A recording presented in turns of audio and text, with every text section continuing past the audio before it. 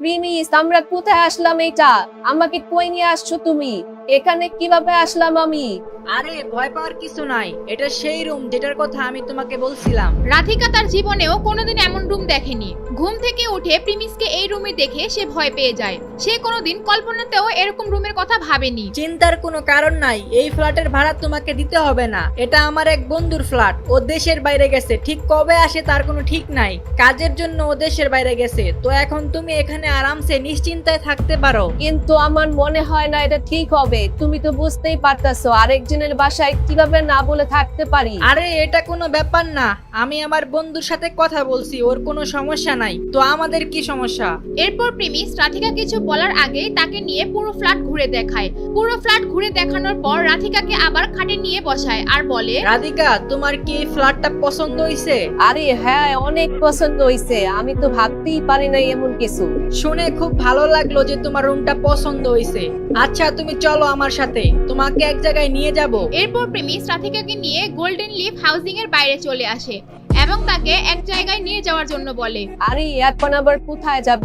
তুমি আমার জন্য অনেক করছো প্রিমিস। আরে আগে চলো তো আমার সাথে, তারপর সব বুঝতে পারবা। এখন আর কথা বলা লাগবে না, চুপচাপ আমার সাথে চলো। যখন প্রেমিস চৌধুরী শপিং কমপ্লেক্সের দিকে যাওয়ার জন্য অটো খুঁজতেছিল, তখন রাধিকা চৌধুরী শপিং কমপ্লেক্সের নাম শুনে চমকে যায়। তার মনে হচ্ছিল প্রেমিস তার জন্য ওইখান থেকে কেনাকাটা করবে। সে জানতো চৌধুরী শপিং কমপ্লেক্স অনেক নামি দামি মার্কেট। সে জানতো প্রেমিস এখানকার জামা কাপড় অ্যাফোর্ড করতে পারবে না। তাই রাধিকা প্রেমিসকে বোঝানোর জন্য চেষ্টা করে থাকে। আরে তুমি চিন্তা করো না তো, তুমি আগে আমার সাথে চলো, তারপরে দেখা যাবে না। রাধিকা বুঝতে পারছিল না আসলে প্রিমিস কি করতে যাচ্ছে।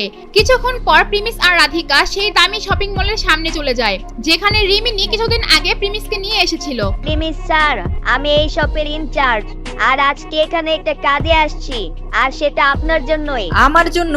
আমার এই শপের সাথে কি কাজ? এরপর প্রিমিস রাধিকাকে নিয়ে ভেতরে যাইতে চায়, কিন্তু রাধিকা তাকে বাধা দেয়। ওইখানে যাওয়ার কোনো দরকার নাই, প্লিজ চলো আমরা অন্য কোথাও যাই। রাধিকা কোনোদিন এত দামি শপিং মলে আসেনি। তার মনে হচ্ছিল এই জায়গা তার জন্য না। সে যখন শপিং করত ঢাকা শহরের সবচেয়ে সস্তা জায়গায় যেত। আরে রাধিকা চলো, কিচ্ছু হবে না, আমি আছি তো, কোনো চিন্তার কারণ নাই, তুমি আমার সাথে চলো। রাধিকা তখন ভিতরে যেতে ভয় পাচ্ছিল। এরপর প্রিমিস তার হাত ধরে সোজা শপিং মলের ভিতরে নিয়ে যায়, আর সেখানে ঢুকে সোজা একটি শোরুমে নিয়ে যায়। শোরুমের মধ্যে ম্যানেজার তানভীর এক কোণায় দাঁড়িয়ে ছিল। সে পিছন থেকে দেখছিল একটি সাধারণ ছেলে আর মেয়ে জামা কাপড় দেখছে। আরে ভাই, এগুলো আবার কারা আসলো? নিশ্চয়ই জামা কাপড় পরে ছবি তুলতে আসছে, আর নাইলে এসির বাতাস খেয়ে চলে যাবে। প্রিমিস আর রাধিকার জামা কাপড়ের অবস্থা পিছন থেকে দেখে ম্যানেজারের মেজাজ খারাপ হয়ে যায়। সে ভাবছে তারা এমনি মার্কেটে ঢুকেছে, জামা কাপড় কেনার জন্য নয়। তাদের দুইজনকে শায়েস্তা করার জন্য ম্যানেজার তানভীর তাদের পিছনে গিয়ে বলে, hello sir and madam, welcome to our Chowdhury shopping complex. প্রিমিস আর রাধিকা পিছন থেকে সামনে ঘোরার আগেই ম্যানেজার তানভীর বিরক্ত হয়ে আবার তাদের উদ্দেশ্যে বলে, স্যার আমাদের এইখানে ড্রেস 5,000 টাকা থেকে শুরু, আর ম্যাক্সিমাম ড্রেস 10,000 টাকার মতন। তো আমি কি আপনাদের বাজেট জানতে পারি? তাহলে আমি আপনাদের হিসাবে ড্রেস দেখাতে পারি। এটা ম্যানেজার তানভীরের চাল। এইভাবে সে কাস্টমারদেরকে বের করে দেয়, যাতে কেউ শুধু জামা কাপড় না কিনে এসির বাতাস খেতে না আসে। এরপর ম্যানেজার তার কথা শেষ করে আর এইদিকে প্রিমিস তার দিকে ঘুরে। ম্যানেজার তানভীর এক সেকেন্ডে প্রিমিসকে চিনে ফেলে। আরে আপনি, আমি তো আপনারে চিনতেই পারি নাই। ম্যানেজার তানভীরের ওই দিনের কথা মনে পড়ে যায়। তানভীর সাহেব, আজকে থেকে প্রিমিস স্যার আমাদের এই শপের মালিক। আজকে থেকে উনি যা বলবে আমাদের তা ফলো করতে হবে, বুঝতে পারছো?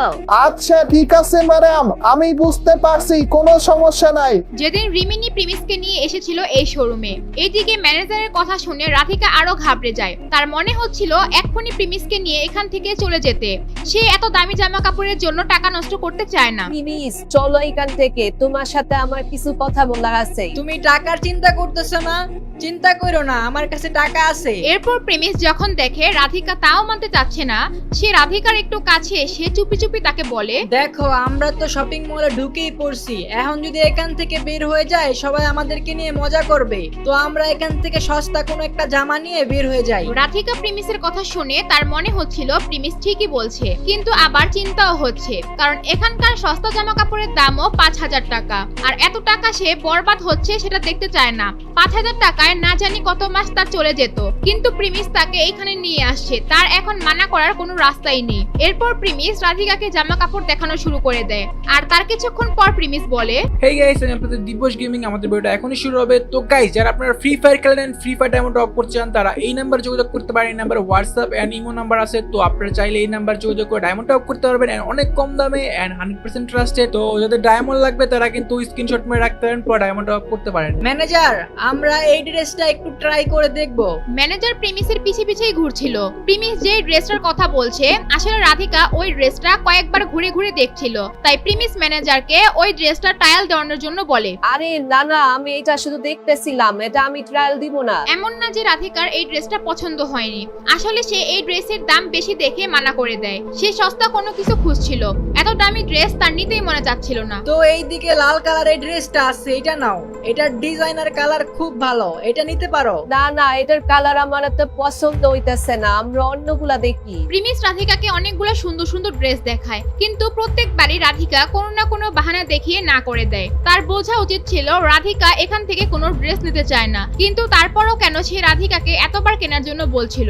এইদিকে প্রিমিসও বুঝতেছিল না রাধিকা কেন নিতে চাচ্ছে না। আরে ভাই, এই মাইয়া কি চাইতেছে? কোনো ড্রেসই তো পছন্দ করতেছে না, কাহিনী তো বুঝতাছি না কিছু। এই কাহিনীগুলো দেখে ম্যানেজার তানভীর অবাক হয়ে যায়। প্রিমিস যেভাবে রাধিকার পিছনে পিছনে ঘুরছিল, এটা দেখে সে ভাবছে প্রিমিস রাধিকাকে পছন্দ করে। সে দেখছিল এত সম্পদের মালিক প্রিমিস, সে সামান্য একটা মেয়ের পিছনে ঘুরছে। আবার এইদিকে মেয়েটিও প্রিমিসের গরিবী অবস্থা দেখে তার কোনো টাকা পয়সা খরচ হতে দিচ্ছে না। এইগুলো দেখে ম্যানেজার তানভীর খুব মজা পাচ্ছিল। রাধিকা, এটা দেখো, এটাও কত সুন্দর আছে, আর এটার দামও অনেক কম আছে। তুমি এটা ট্রাই করে দেখো। আচ্ছা বাবা, ঠিক আছে, আমি দেখতেছি। তুমি ঠিক করতেছ না প্রিমিস, এগুলা এত দামি ড্রেস না নিলেও চলতো। রাধিকা বুঝতে পারছিল প্রিমিস তার মনের কথা বুঝে ফেলছে, আর এইদিকে প্রিমিস যেহেতু একটা ড্রেস তাকে কিনে দিতে চাচ্ছিল, তাই সে নার্ভাস হয়ে ড্রেস নেওয়ার জন্য রাজি হয়ে যায়। এমনিতেও সেই ড্রেসটা বাকি ড্রেসগুলোর চাইতে কম দাম ছিল। যখন রাধিকাকে নিয়ে সেই ট্রায়াল দেওয়ার জন্য ট্রায়াল রুমের দিকে যায়, ট্রায়াল রুম থেকে একজন বের হয়ে বলা শুরু করে, কতদিন ধরে চলতেছে এইসব? কতদিন ধরে এই মাইয়া তোমার পিছনে ঘুরতেছে? দেখো, এই মাইয়া ড্রেসের চাপ করে পইরা ফকির হয়ে যায় না। প্রিমিসের এক্স গার্লফ্রেন্ড সুনাইরার সাথে দেখা হয়ে যায় ট্রায়াল রুমে। সুনাইরা উল্টাপাল্টা বলে সে রাধিকার দিকে তাকিয়ে দেখতে থাকে। যদিও সে প্রিমিসকে ছেড়ে দিয়েছে, কিন্তু তারপরও সে প্রিমিসকে অন্য কারোর সাথে দেখে রিয়েক্ট করে বসে। প্রিমিস রাধিকাকে এত দামি শপিং মলে ড্রেস কিনে দেওয়ার জন্য নিয়ে আসছে, এটা দেখে তার অনেক হিংসা হচ্ছে। নিজের ড্রেসের কি অবস্থা, আবার নতুন গার্লফ্রেন্ডে এত দামি শপিং মলে নিয়ে আসছে। এখানে যেই কথা সুনাইরা বলল সেটা শুনে রাধিকা ভুল বুঝে ফেলে। সে মনে করে প্রিমিসের আগে থেকেই গার্লফ্রেন্ড আছে। এইগুলো দেখে তার মাথায় আগুন ধরে যায়, সে একদম হতাশ হয়ে যায়। না, তোমার কথা ভুল হচ্ছে, আমি প্রিমিসের কোনো গার্লফ্রেন্ড না, তুমি একদম ভুল বুঝতেছ। রাধিকা মুচকি হাসি দিয়ে প্রিমিসের দিকে তাকায় আর সেই শোরুম থেকে বের হতে যায়। আর এইদিকে ম্যানেজার তানভীর বুঝতেছিল না আসলে এখানে কি হচ্ছে। তার বস একটা মেয়েকে নিয়ে আসছে যাকে তার গার্লফ্রেন্ড মনে হচ্ছিল। আবার ঠিক সেখানে ট্রায়াল রুমের মধ্য থেকে আরেক গার্লফ্রেন্ড বের হলো। তার মনে হচ্ছিল তার বস প্লে বয়। রাধিকা, তুমি আমার কথা শোনো প্লিজ, তুমি আমাকে ভুল বুঝো না, একটু শোনো প্লিজ রাধিকা। প্রিমিস রাধিকাকে থামানোর জন্য তার পিছনে গিয়ে তাকে আটকানোর চেষ্টা করে। প্রিমিস রাধিকাকে এটা জানাইতে চায় যে তাদের মধ্যে ব্রেকআপ হয়ে গিয়েছে, তাদের দুইজনের মধ্যে এমন কিছু নাই যেটা সে ভাবছে। প্রিমিস কি পারবে রাধিকাকে বুঝাতে, নাকি রাধিকা চলে যাবে এখান থেকে? রাধিকা যদি থেকেও যায়, প্রিমিসের এক্স গার্লফ্রেন্ড কি করবে তাদের সাথে? তা জানতে চাইলে দিবস গেমিং এর ইউটিউব চ্যানেলটি সাবস্ক্রাইব করে নোটিফিকেশন বাটন বাজিয়ে রাখেন, যাতে পরের পার্টটি আসার সাথে সাথেই দেখতে পারেন।